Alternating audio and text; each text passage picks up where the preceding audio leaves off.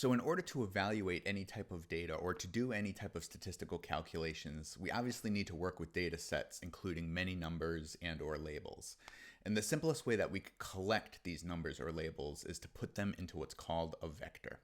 So to define a vector, we can use what's called a concatenate function.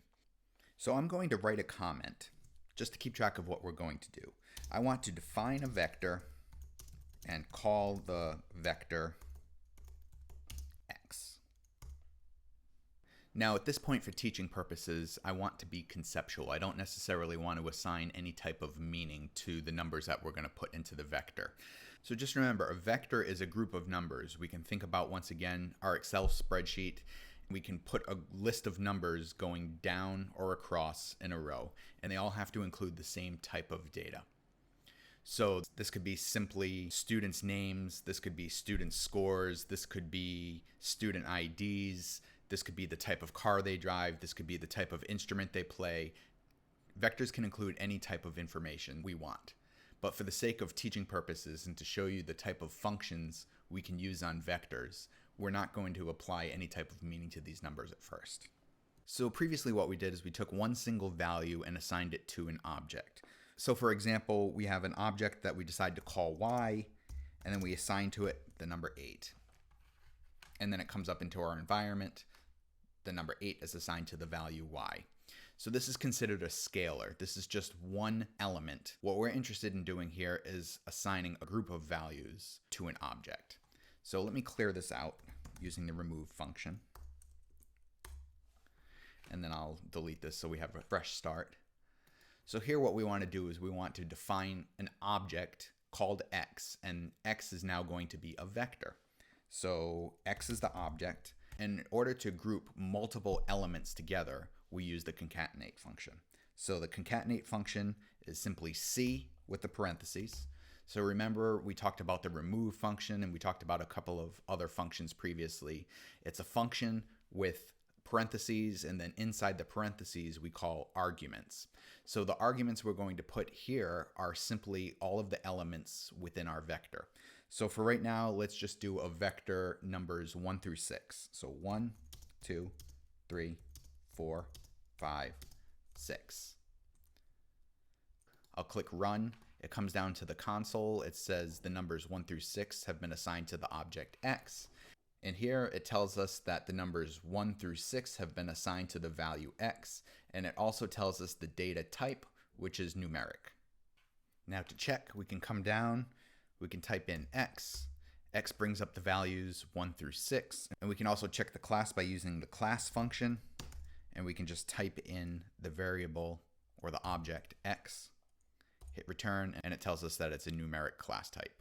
Now there are a lot of different operations that we can use on this vector. And what we need to remember is that if we're going to use any operations and we want to change what's inside the vector, we need to assign it to a new vector. So let's just show you a quick example. This is just to show you the flexibility of what can be done. So I'm just going to write comments. It's good practice to write comments just to keep track of what we're doing. Let's say we want to add 1 to each element and call the new vector y. So what we can do is assign to the object y x plus 1. I'll run the code. And we see down here that the new vector has been assigned. And up here you notice that we have the new vector y with the numbers 2, 3, 4, 5, 6, and 7. Because what we asked to do was to take the vector and then add 1 to each of the elements. So you see here 2, 3, 4, 5, 6, 7. So let's come up here and use another operation. Say we want to add together vectors x and y and call the new vector z. So we'll assign to the object z x plus y. We'll run the code. And then we notice here that each of the elements were added together. So 1 plus 2 is 3, 2 plus 3 is 5, 3 plus 4 is 7, etc., etc. So any of the operations that you use on the elements within the vector is going to affect each of the elements. Now another thing we could do just to show you the flexibility, say we want to take the square root of the vector z and assign to a new vector A. So we're going to assign to the object A, and we can use the square root function, which is sqrt, and then the argument we can put inside is the vector z. I'll run the code. We notice here that we have the new vector A, and then here are the square roots of each of the numbers from z. So the square root of 3 is 1.73, the square root of 5 is 2.24. Now, there are also some specific functions to create, manipulate, and work with the vectors. So far, what we've been doing is just creating vectors and then adding them together, adding one to each element. But within one specific vector, we can also work with and manipulate that. So I'll show you a few important ones. Okay, I'm going to arbitrarily create a new vector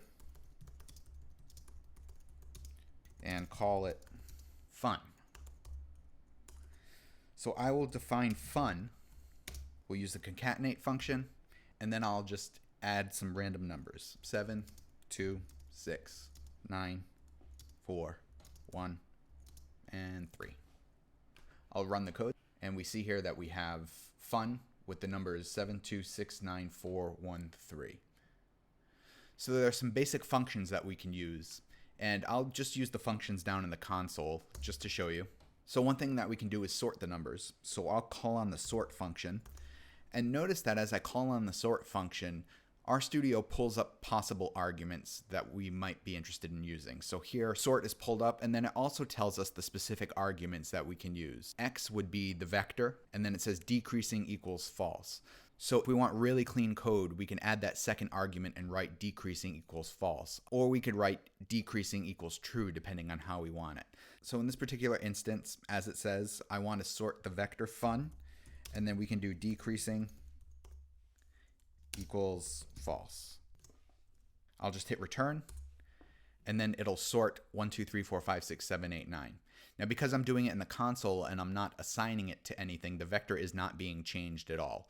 If I wanted to change the vector, or I wanted to add a new vector that is sorted, I could certainly do that. So I could either do that in the code if I wanted it to be part of the operations that I'm using, or I could just do it down here as well. So why don't we do that just for fun? We could do fun underscore sorted. And then what we would need to do was do the same operation. We take the vector fun and then we sort it. So sort fun decreasing false. Oh, I spelled it wrong. Okay, and you notice that an error popped up. It's because I spelled it wrong. So remember, if I hit the up key, I can type R decreasing. I can hit enter. And then we notice up here that the new vector fun sorted came up 1, 2, 3, 4, 5, 6, 7, 8, 9. Now, the general idea in deciding whether you want to work in the script editor or in the console is whether or not you want that command to be part of your code. So for instance, if sorting fun was important to do another operation, I would have put it up here in the syntax code, so that way every time I run these scripts, it would sort it. However, if it's not necessarily important and you just want to review it quickly for some other reason that's not important to the code, you could just put it in the console. So that's one important distinction to make of whether or not you're creating new vectors in the syntax or whether you're creating it in the console. So there are a few other functions that we can also use on the vectors. Some of these might seem a little mundane because we only have 7 elements assigned to the vector. However, there might be times where you're working with a data set that have hundreds or thousands of numbers. So you want to be able to get a better understanding of what your data set looks like and what some of the vectors look like in the data set. You can use some of these functions. So the first one being length. So I can pull up the length function, and then in the parentheses, it's just asking for the vector. So I can put in the vector fun. I can hit return, and it'll give us the number 7. So that refers to the number of elements that are in the vector. So length tells us that there are 7 elements in the vector. Another thing is I can look at the minimum and the maximum values. So I can use the function min. And once again, I want to call on the vector fun. I can hit return, and it tells us that the minimum value in the vector is 1. I can use maximum. So max is another function. I'll call on the vector fun, hit return, and the maximum number is 9. That's in the vector. Another thing I can do is sum together all of the values in the vector. So I can use the sum function. And if I add all of the numbers together, it's 32. Let me move this up just a little bit. Another thing is I can multiply them all together, so I can use the product function of fun. So if I multiply all of the elements together, we get 9,072. I can do the mean function, which is the average. So I can average together all of the numbers, 4.57. So as you can tell, there are a lot of different functions that we can use to investigate vectors within our data set. And this is really just to scratch the surface. So one thing I wanted to show you quickly are instances of when you can create special types of vectors. One of those may be when you want to replicate elements within a vector. So I'm going to come here and I'm going to use the replicate function.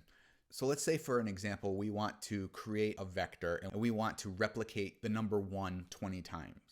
We can use the replicate function, and then we want to replicate the number 1 and we want to do it 20 times.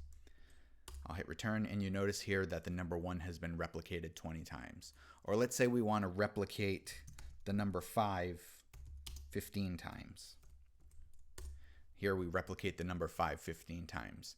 Now remember, keep in mind that we called upon this function, however we didn't assign it to a vector. So in order to assign it to a vector, let's say we want to call the vector replicate gets, and then we use the function rep 5 15. And then we notice up here that replicate has been assigned. Now if we just type replicate, it'll give us what's in that vector. Another thing that we may want to do is generate regular sequences. So let's say for a second you have 20 students that you want to assign data to. We can use the sequence function to do that. So let's use sequence, and then let's say we have 25 students. We just type the number 25 in the sequence argument, and it'll give us the numbers 1 through 25. For an example, let's say we wanted that to be their student IDs and we want to assign it to a vector. We can do student ID, and then we can just run the same function. And we notice that it popped up in the global environment, and then we can just type student ID to double check. And then it comes up a vector of integers 1 through 25. Now it doesn't necessarily have to be 1 through 25. We can start at a number and end at a number. Let's say we want to start at 5 and end at 15. We could just type 5 15. Or say we want to do 2 to 25. We could do that as well. Or let's say we want to do a sequence of numbers starting at 4, ending at 20, but counting by 2s. We can use the sequence function there. We want to start at 4, we want to end at 20, and we want to count by 2. And that'll give us the sequence as well. Just keeping in mind that, once again, if you want that to become a vector, you have to assign it to an object, and then it'll be taken on as a vector.